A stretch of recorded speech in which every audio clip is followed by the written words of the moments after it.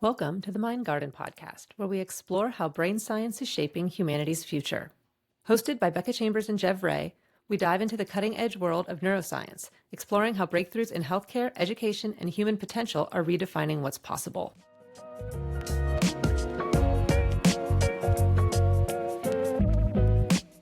Today, I am pleased to have Kim Breiland joining us.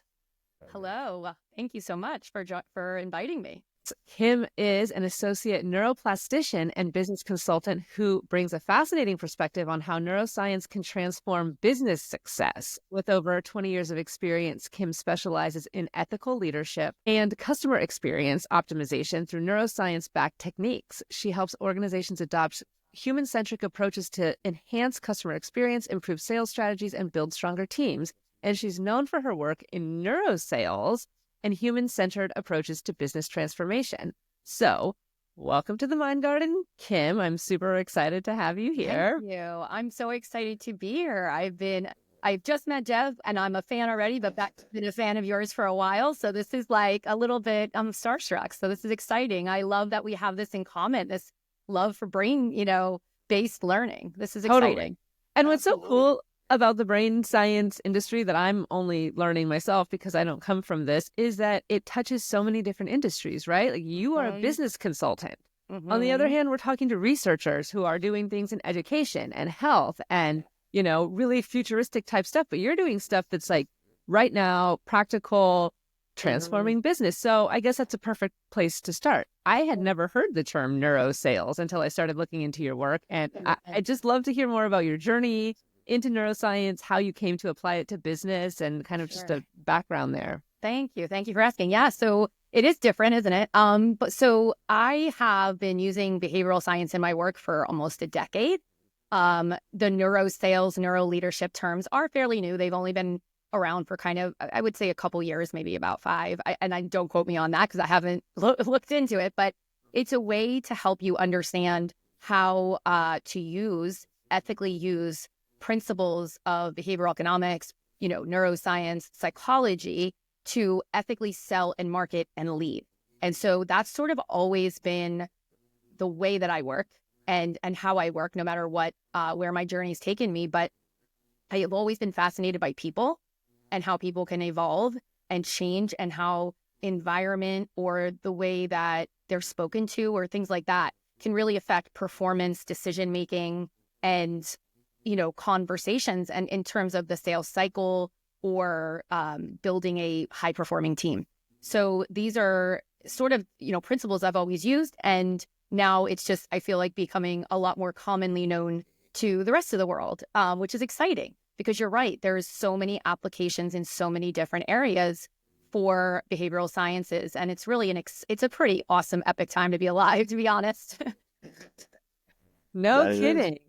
An epic time to be alive. So how does neuroscience inform business decisions? Sure. So I guess we should start with neuroplasticity, which is the brain's way of being able to adapt and change.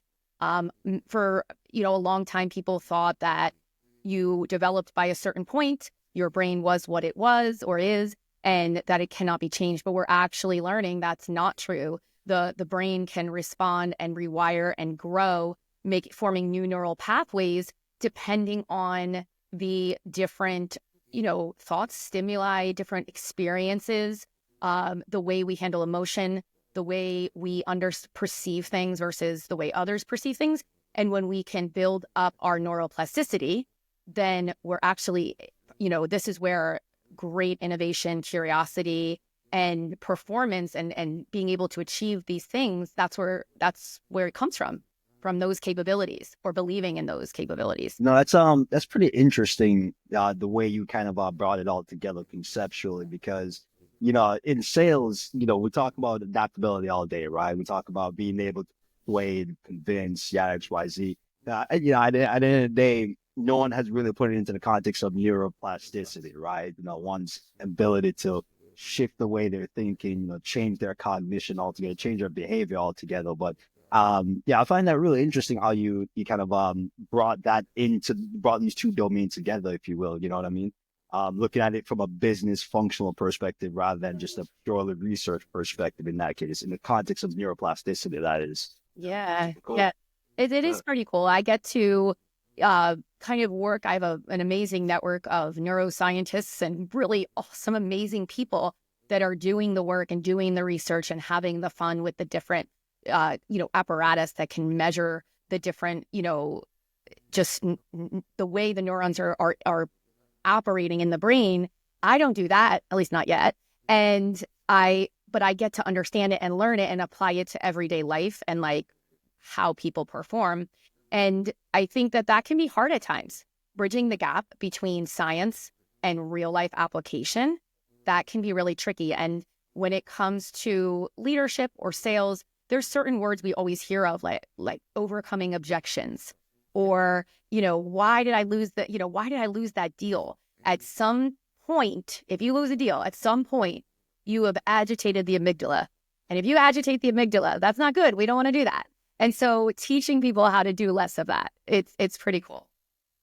That's super interesting. So do you think that people take this concept more seriously because you're able to show what the brain is doing while these things are happening? That's what I'm hoping. So actually, it's funny. I was talking to my mentor today, and we were talking over a new project that I'm working on with a company. And I said, step one or phase one is what I've always been doing, which is the support and bringing the tools and all those other things. I said, but I'm really most excited for phase two because there's actually a lot of apps that are coming to market that are going to be really neat in helping with buy-in, understanding, and why people want, should and can apply these things, and like to really actually see it on a screen and see the brain chemistry change. Yeah. I don't know if you guys have ever seen it. I went to a seminar so many, I don't even know how many years ago, and it was on meditation, and they showed on the screen the MRI of a person, the brain activity before regular meditation and after. And it was, you can't unsee it. Wow. It's just unbelievable. So when I see things like that, I know there's just so much possible, and it's just about educating people on how they can apply it. And is this something that you can do at scale? If it's brain science, are these things applicable to everybody, or is it like very individualized? Right now, I think it's going to require bigger budgets to bring it in at scale. Yeah. However, the things that I'm seeing, the apps and the different technology, it's going to eventually be as simple as the way people wear their, smartwatches, and they can track like heart rate and steps and those kind of things. We're going to see the next generation of users being able to understand their brain chemistry and how they're responding in situations and the effect that stress has on our longevity and our decision-making and logic center. And so those things are the exciting things that are coming up. And yes, to answer your question, yes, I do believe it can be at scale at some point. Yeah. Yeah. That's super cool. And it is, I believe that brain science is the next frontier in all of these things, right? It's not just understanding your health, but, mental health and yes, performance and all of these things. So I guess, what kinds of businesses are investing in this? Like, what kinds of businesses are at the forefront that are saying, oh, hey, we're going to use actual brain science to help improve our processes and our people and our functions and all of that? Yeah. So historically, I've worked with small and medium-sized businesses and when I say small business, like staffs of like 100 and up. And I'm actually in the process of hopefully working with a Fortune 100 in the new year and seeing how these, thank you, Jeff. Little golf clap. So seeing how this, hopefully, like I said, I don't want to count my chickens before it's hatched, but there are people that are absolutely investing in this and they're taking it very seriously. And I think that's why we see companies become the size and the ability to say I'm a Fortune 100 or I'm a Fortune 50. Right. It's because they've always taken a proactive and very, next gen approach to growing the business and supporting their people. And I think that businesses that have leadership that see this as the next frontier, and I do agree with you. I think it's going to be two things, Becca. I think it's going to be, we have to keep up with this new era, this disruption, AI, but also favoring human connection and behavior. That's one arm of it. But then I also think that we're going to see companies really starting to use AI, or maybe this is my hope. Companies start to use AI in different ways that allow for greater work-life alignment. Mm-hmm. And so, I think most people are feeling very burned out right now. I mean, we know the stats, right? Gallup released not that long ago, 51% in disengagement and like 18% actively disengaged. And the way that the human brain works is that you're actually, a lot of people I'm talking to, they're like, oh yeah, my organization's great. Everybody gets along. Yeah, because you like each other genuinely. Yeah. And that makes it less likely for you to actually let somebody know if something's bothering you or if there's a problem, because you do respect them and you don't want to hurt their feelings, or you don't. And so I don't know that people who are in these bigger organizations, I don't know if they realize these disengagement numbers and that it's because people are just burning out. I mean, I'm a communications person. I lead communications in corporate environments. So I am keenly aware of kind of the dissatisfaction and disengagement that employees have. Part of my job is employee engagement, right? So I think that there has been a massive it's not just employees disengaging because employees are disengaging. Companies are spending less energy, resources, time investing in their employees these days. And I think employees feel that in like a really real way. And it's making them realize, okay, well, you don't care about me, then I'm not going to care about you or the work or whatever. And your work is all focused on the human centricity, which I also believe is the key to successful business, brands, long-term growth.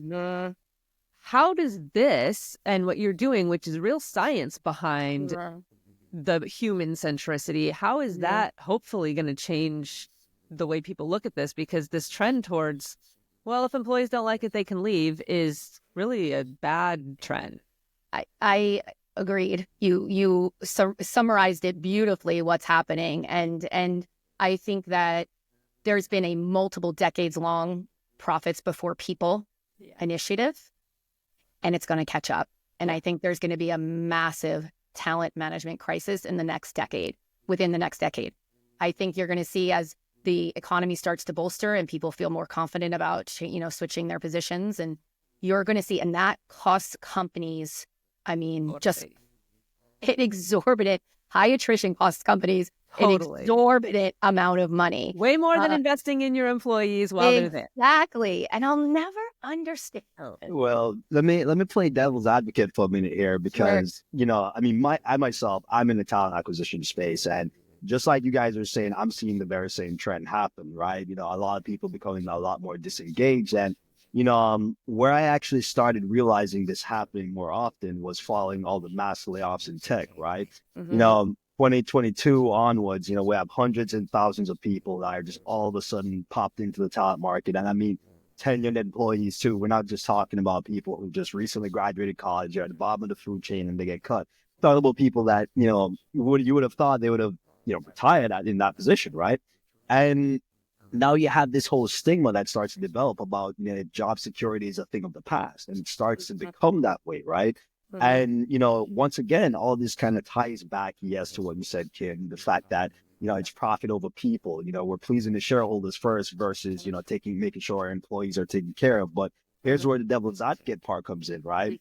Yeah, and this might be a hot take, but, AI, and as it proliferates, what I've started to see is that on a very baseline level, it starts with just operational optimization, right? We're talking about your everyday operations that AI could just step in and do.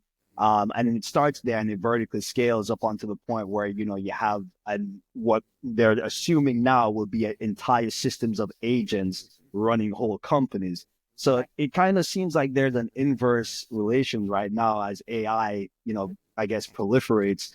Employee security just somehow dwindles, right? And, and that's not to say that I support that, but I mean, as we approach like something, say like, understanding how, our world is changing around us. And I guess this kind of ties back into neuroplasticity in a way, being able to, fundamentally adapt to these changes. Yes. I think, there really is a double-edged sword that kind of comes with, once again, proliferation of AI. But then on top of that too, how do people really, adjust to these new climates, really? You know what I mean? Sure. I mean, you brought up so many great points. And I think that the biggest point, or the biggest thing that I take from it, is the need to evolve. And the brain doesn't like change. The brain doesn't like, it fears the unknown. And so there's going to be massive resistance, and leadership needs to take that seriously and how they're going to help with that change management. But I do believe that I'll give you a different analogy. Think about it as like in the 1800s, or, even further back than that, there were jobs like blacksmiths, right? Or, different, you get the point, like those jobs that don't really exist anymore because people had to evolve. And I think we're now living through the next great evolution where, jobs will go away and companies will adapt, and people need to position themselves to adapt with the growth and the evolution as opposed to resisting it. Because if you embrace it, and the more you embrace that fear of the unknown or that change, the better that's the neuroplasticity piece, the better you get at adapting and evolving with the times as opposed to resisting that evolution. I mean, we encourage our kids to do that, right? Like we tell children they have to be adaptable and learn new things. And just because you've done it this way. So the fact that adults expect that they can go around in the world and just be like, well, I learned to this point and now I'm done. No new information, no change. I'm good where I am. I'm going to stay here. Yep. It's not really, I don't know. I feel like people who think that way are going to get lost in this next phase because we are moving way too fast with technology to just be like, I like it the way it is. I'm going to stay here. Yes. Yeah, But to blend both of your points, you need to invest in your people. Yeah. like you need people are at the center of everything. Totally. So it's funny. I saw a quote from you guys know Robert Herjavec, right? Everybody knows Robert Herjavec. Yeah. Right? He said, sales are the lifeblood of the company. I said, well, Rob, I respect you and everything else, but absolutely not. People are the lifeblood of the company, right? Without people, there's no sales. Without sales, there's no, money. Without no money, there's no business. I mean, it always comes back to people, It well, does. And there's this idea, sorry, Kim, No, but there is this idea that, sales is everything, revenue is everything, or if you're the product people, the product is everything, right? Like, whatever your purview is, but all of that only works if you have people that want to show up and do their jobs. And so this idea that like product is everything, but people aren't the lifeblood, like wrong, because products aren't making your products. They're helping make your products, but people are at the core of that. People are at the core of every single thing you do, every sale you make. And I just think we are taking such a short-sighted view of everything by focusing on the outputs and not the things that are making it happen. So this is a good example of like working with human nature instead of against it. But you're right. There would be, if there is not the operations, the delivery, if there's so many behind the scenes, if you will, roles that are vital to a company's well-being. And so there'd be nothing to sell if we don't have those people. Exactly. And so you really have to take a 360 approach to growing and running and scaling a business. And I always, like, my motto is, when you create a place where people want to be, that's teams and customers, the profits inevitably follow. But you have to take care of the people. If you don't take care of the people that are part of your organization, they can't remain innovative. They can't remain curious. They can't troubleshoot and have a more proactive approach as opposed to a reactive approach. Most businesses run reactively. Yeah. Most. And, it's pretty rare that I come across a business that's being run in a proactive manner. I hope that should change, hopefully, with all this great information that's coming out and available to us. But at the bottom, the bottom line is, if you don't keep up, you will become the next Blockbuster. Yeah. And so, I miss Blockbuster. But there's one still in Alaska. What's that? Oh, The ones, is there? Okay. the I thought last it was one, close too. the absolute last. Okay. So, I mean, yeah, I think that to your point, yeah, people are at, and if people say it, but I don't think everybody's, they're talking the talk, but they're not walking the walk. That's where we're at right now. We're at this, like, everyone's saying how we understand how much our people matter and we love our people and blah, blah, blah. Yeah. But it's like, pizza party. Aren't you happy? Yeah. No. Nope. No, we're not happy. Like, we want psychological safety, right? Exactly. We want to be able to take risks and we want to be able to share our ideas and feel like they're valued and not just that we're here to take orders and be, jumping through hoops for the sake of jumping through hoops. And again, I'm a comms leader, so I know that I understand this, but it is so frustrating in my role to feel like I'm the person in between employees and executives trying to say, hey, this is what the employees need. And the executives being like, nah, no, they don't. They don't need that. And but they're saying they need this. And it's so out of touch. It gets me so frustrated. I've seen it before I even started my own business. I mean, it was part of my journey, in my working journey. And it's so frustrating. And we know now from a science perspective that that behavior, it comes from a place of fearing loss of control. And it comes from a place of feeling like they know best and there just is no room for if I let other people give insight or input, it's going to diminish my role or my authority or my ability to look like I'm coming up with all the best ideas and all this other stuff. And really, we know it's not the way the best businesses are run. So yeah, great point, Beck. That brings me to one of the questions that I had written before, but your work bridges the gap between neuroscience and practical business applications. So when you're having these conversations with people, I assume that your clients are the people who are not, how do I put this? Your clients are the people who do care about other people. So you don't have the resistant people who are saying, no, we don't need to invest in our employees. Right.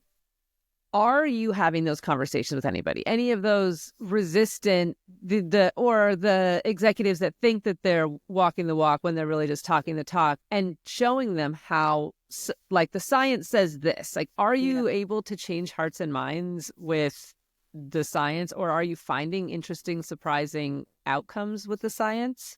So I would say that right now I'm in a realm of where I definitely attract people that are interested in being the most proactive or the strongest, or if they are struggling, we're able to turn it around really fast because we come in and we can use so many tools to just really understand what's happening right away. Yeah. I have conversations on a weekly basis that with executives and, leaders, founders who are extremely resistant. I don't try to convince them otherwise. I tend to ask a lot of questions that I hope will make them think, and then eventually, not in maybe necessarily in the moment, but then they move on and they'll never admit it to me. Right. But then they'll start going to work hopefully after that. And I do believe, or I hope, that the more people I work with, the more, and there's other people that are doing similar things to me that are doing great things. So I think the pendulum is swinging in that direction, and it'll be a matter of time where people are going to be forced to get with it, or they'll be out of the loop.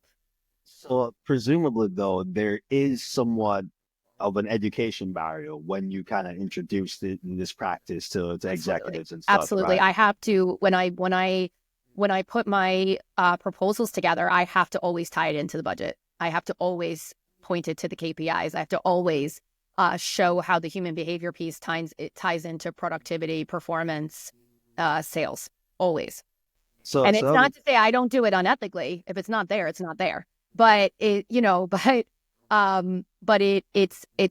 bridging the gap. And I do think that in a couple more years, we'll see less of that, and we'll see a higher understanding of the need to proactively support our people, the health and wellness of our people. A lot of people think of it as woo, or like not part of the workplace, or whatever you want to call it. It's not. And here's why. I did a post on LinkedIn just yesterday, I believe, that was prompting and pleading everybody to read the book, The Anxious Generation. You saw it, okay. So it's been out, I think, almost 2 years, and I think this is like the second year. And everybody thinks it's a book just for parents, and it is, and it's certainly a very, very important read for that initiative. But for tech, in terms of monitoring it more with our young children and the child or the play-based childhood and things like that.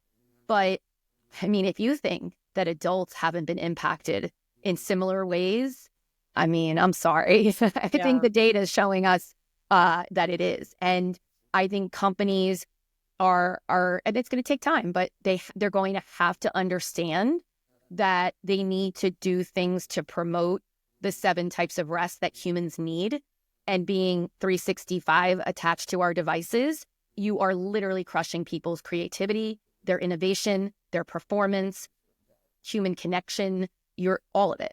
And so, I mean, and as somebody who has sat on executive teams, like there are no corporate KPIs around these things. There are no benchmarks that we have to meet about there are, you send out employee satisfaction surveys and you're supposed to have a certain employee NPS score. Beyond that, there is nothing. And there is not even any expectation that you follow up on the employee, feedback. And a lot of those are done in such a biased way. And also, and also I've had people admit, I just told them what they wanted to hear. 100%. So it's like, you're not exactly, but here's where the brain science comes in, or my hope is that there are these tools that can monitor satisfaction, that can monitor, but then you're getting into the ethical component of like, am I really gonna take my employee and sit them down in a chair and strap something to their head to monitor? Now we're getting a little. How are you feeling today? Yeah, now we're getting a little. I'm sorry, is this like us? We don't want to. It's not an interrogation room. So, it's creating that psychological safety is real. But you're right, Becca. There's so many metrics that are not measurable. Let me rephrase that. There are metrics that are measurable. You have things like your attrition.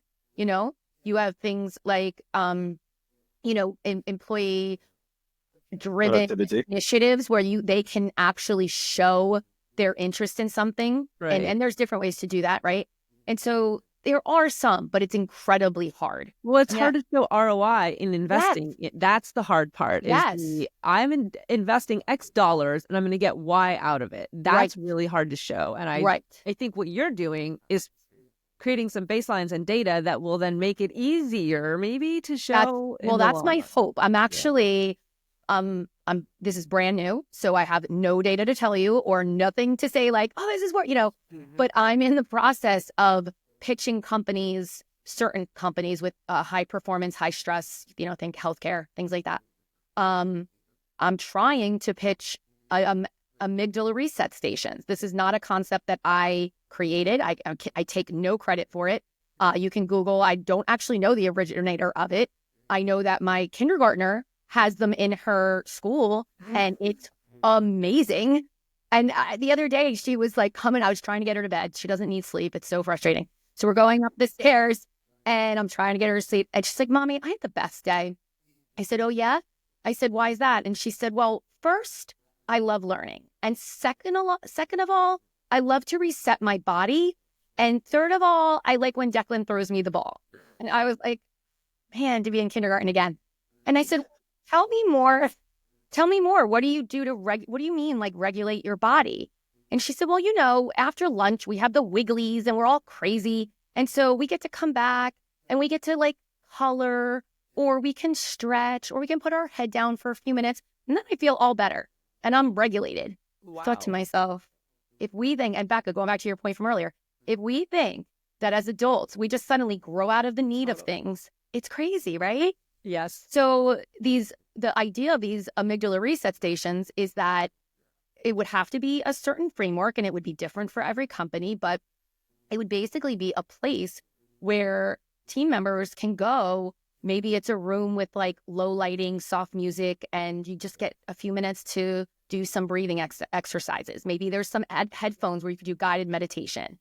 Maybe there's sensory bins. Maybe it really depends. Like, I was at LinkedIn in San Francisco, and they have it's a sensory room, right? For neurodivergent people who are overstimulated and need to go somewhere that's quiet, it's dark, they have headphones. I was like, this is the jam right here. Exactly. I live in this room. Amazing. And it's just there, they've got ping pong rooms. Why not have a room where people can go and reset their brain, like you said, to just, oh my God, everything is happening. I've been on 97 calls. I have all of the screens. And, even I'm neurodivergent, but even neurotypical people have that happen where their brain just gets fried and they need to reset. So, give people a space and freedom to do that without shame or whatever. That's awesome. Exactly. And there's a lot of mindset from the people who don't need it, that it's not needed. But I think that there's more people that need it than don't. There's literally there's no side effects from it. There's no bad negative things that come from it. So everybody can benefit from the 7 types of rest. Literally everybody. Also, if I think I don't need it, but then brain science shows me that I do, maybe what you're doing tells people, okay, you don't think that you need it because you've conditioned yourself to think that just powering through whatever, but really look at the science. You do need this. And hey, companies, look, all of your employees who think they don't need this, really do need this. And if you invest in this, maybe there will be better outcomes in the end. I think everyone needs it because, and from a personal standpoint, I consider myself to be somebody who's very resilient. Persevere through the most. When times get tough, I'm still here mushing it through. But at the same time, I might not be cognizant of how much cognitive overload I'm experiencing at a time. So what I've made it a practice to myself to, on some weekends in particular, to have a meditative session because, while I'm, in the weeds, fighting all these battles, doing this, doing that, I'm not thinking to myself, how much my anxiety and my stress is climbing and consistently staying high and how it's affecting me long term, right? And, the people who will say, oh, we're going to need this, it's just like you're just not cognizant of it, really, Everyone has anxiety, but not everyone manages their anxiety as best as the next person, And not everybody has symptoms of their anxiety. This is also true. That's the bigger problem, right? And that's the thing that many people don't. There are people that are very resilient and things don't manifest for decades. But it builds up when you are constantly increasing, whether in short bursts or prolonged bursts. When you're raising that cortisol level, we know it erodes key aspects of your health, not just your mental health, your physical health. And so, I often say when I'm doing, workshops or things like that, I said, raise your hand if you think exercise is a good thing. Raise your hand if you think, lifting weights or going for a run or doing whatever. And everybody raises their hand, right? Now, raise your hand if you regularly meditate. And the room is like maybe one person. Raise your hand if you sometimes meditate. I might get a few more hands, And so it's this stigma, I almost feel like, that meditation is only for like woo-woo. And it's not. And the brain science is there. That's the thing. No different than your body needs to lift weights, walk, get the steps in, and all those different things. You need to nourish your body with healthy foods. You need to support your mind because we're now learning the connection of the mind to the body. And so literally in performance, in longevity, in so many areas, it's like everything works together, or it should. You want to try to as often as possible. Right. You can't compartmentalize. You can't just feed one part and hope that the rest of it will all be okay. Exactly. You could eat and work out, but if you're chronically stressed, even at a low level, that is impacting you. And so most people need that added support to down-regulate the body. There's also oxidative stress. So you could be like, I'm a happy person and I'm all these different things. But the stress will wear and tear on you over time. Yeah. And so that's not meant to scare anybody. We have so much available to us. It's not expensive. And it's most of it's free actually. and it's just about creating that new habit. No different than most of us probably before we go to bed, we use the restroom and we brush our teeth. Right. It's creating, and we wouldn't think we wouldn't not do it. It's building into that.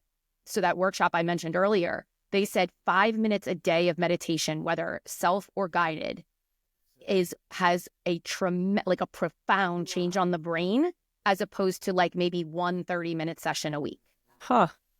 That's So same with exercise, right? I mean, yes. like you said, it's about habits. And I mean, I used to feel a lot, I'd take naps on the weekends, and I used to feel a lot of shame in that. And I'm like, I feel so much better. My brain works better. Like, I feel shame because society tells me that I'm supposed to be productive all the time and whatever. But like napping is literally giving my brain and body the rest it needs to be able to function. Why would I feel shame in that? And to your point, it's just about kind of like changing the perspective of people to prioritize these things rather than be like, well, that's a nice to have, or that's woo-woo, or that's whatever. Yeah. Now you have science. Yeah, I agree. And I think the worst thing we can do is live our lives based on what others think, because most of the time they're projecting. They don't feel comfortable doing it, so they've got to make you feel bad about doing it. And it's culture, right, of America, like hustle, hustle, hustle, hustle. You go to other countries, and that's not the culture of that country.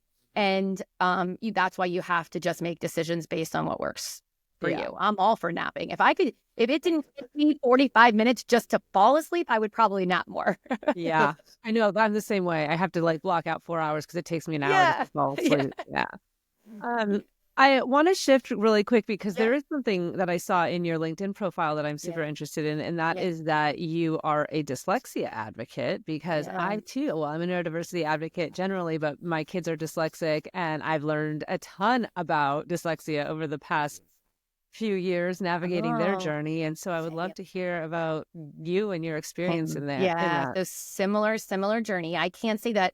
I think that I mean, I'm definitely, ADHD neurodivergent. I definitely have some learning issues more relating to like retrieval or something like that. But I always just overcompensated. But it was my son is severely dyslexic. Mine too. And as you know, probably, I mean, we're going to have like a separate conversation. But so it was through him that I learned. My husband was diagnosed very late. He was diagnosed in middle school with ADHD and dyslexia.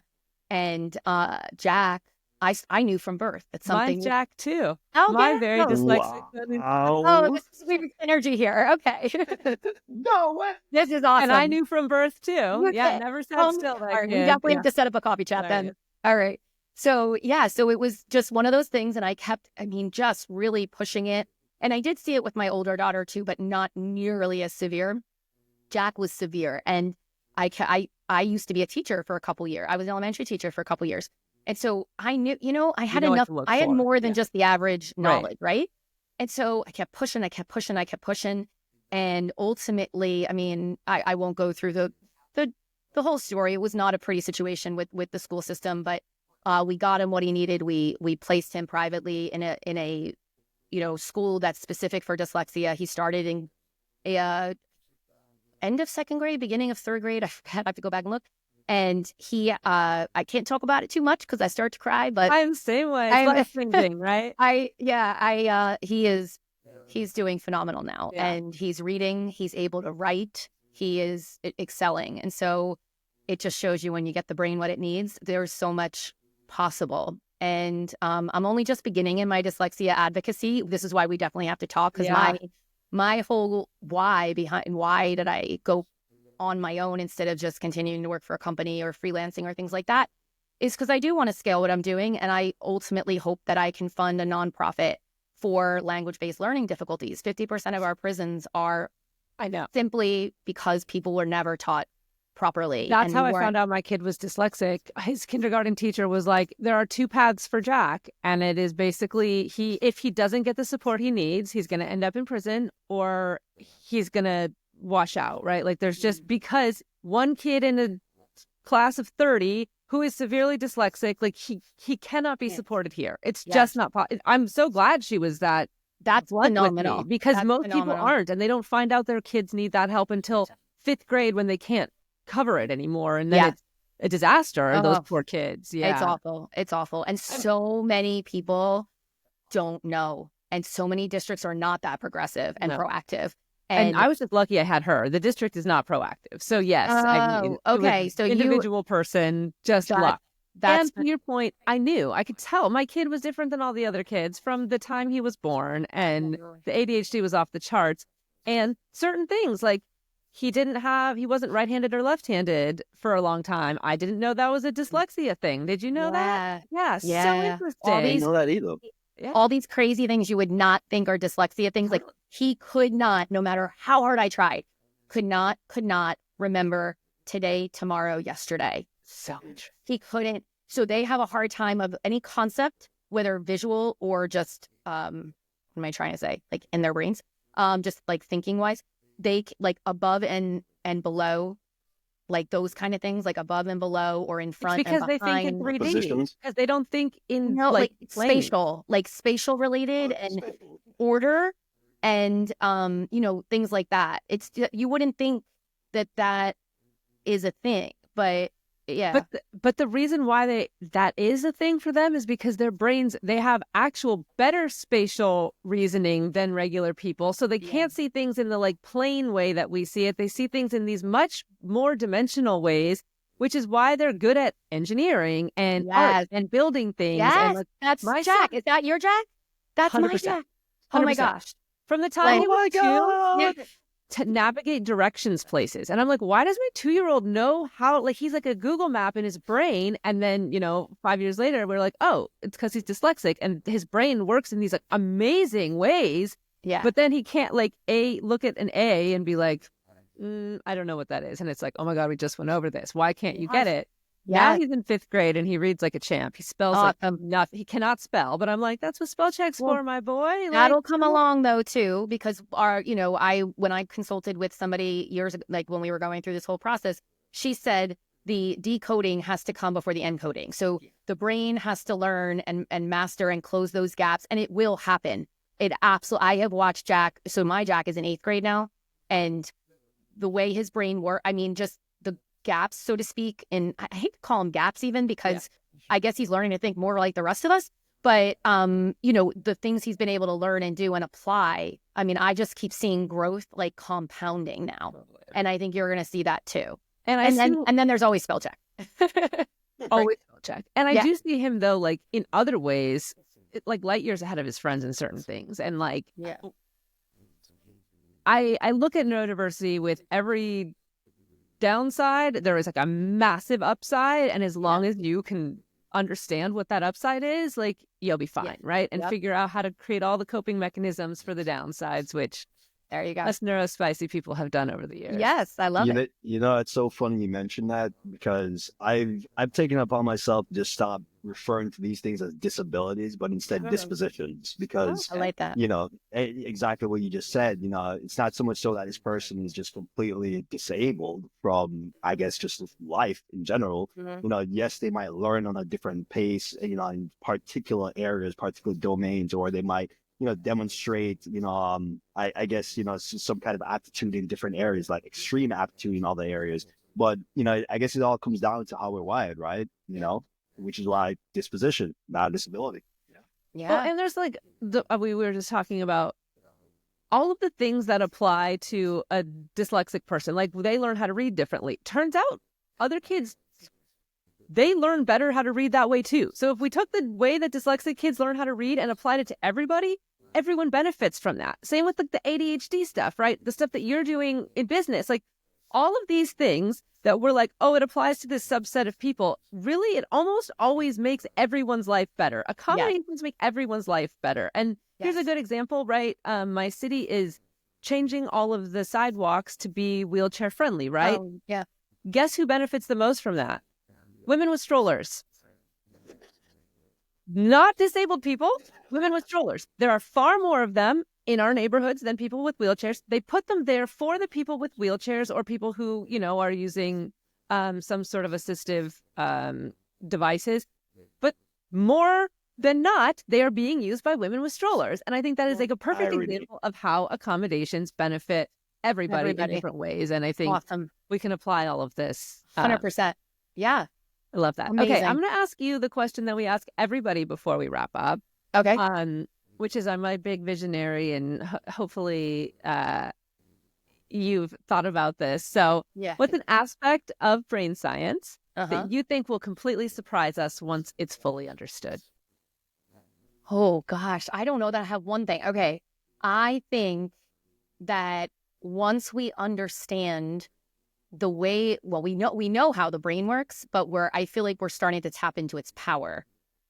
And so I have this big, like, I don't even know that I can articulate it well. It's like more of like a vision in my head than anything. But I feel as though there's going to be a technology where you literally can think things and it somehow communicates. Like it's built in to our, our everyday lives and the way we interact with our everyday lives. And yes, it's AI driven. I almost feel like I'm like dating myself now, but kind of like when we were little, like Back to the Future with like 2 was like this, hoverboards and all these kind of crazy things. I'm like, I feel, or Jetsons or something like that. I don't know.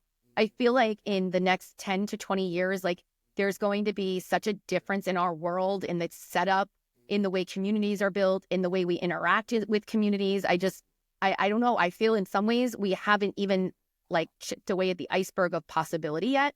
Yeah. And it's like not even in the realm. Somebody interesting. The best thing I ever heard was somebody said, it would like go back to like 1800s, New York City. There were, there were horses everywhere. And their biggest concern was like, how are we going to keep up with all the poop, know? And then who would have thought in that moment that the car was going to be or invented? The subway, right? Or a subway, right? And I don't mean to not have a fun or cool answer. I feel like the best things have not even been conceptualized. We can't even fathom what. Like I don't even think we can fathom yet what is going to be. I think you're right. Yeah. And I think once we figure out not only that what we can understand about the brain, but how we can use it and how we can like tap into its potential. I totally agree. I love that. Cool question. Cool question. Yeah. All right. So before we wrap, is there anything else that you'd like to share with our listeners? Something about what you're currently working on or ways to learn more about your work or upcoming projects? Well, I would just ask, I love building community. That's how I met you, Becca. Jeff, that's how through Becca met you. I would say, come visit me on LinkedIn. That's where I hang out a lot. I'm not as epically cool as Becca with my LinkedIn. More of a neuro nerd. But yes, definitely come. It's just at Kim Breiland. So you can find me on LinkedIn. Amazing. Well, thank you, Kim, for being here. And everybody who's listening, if you are not watching, it's Kim Breiland, Breiland. Thank you. And it's great to have you here. Thank you so much. I so appreciate this. Thank you both.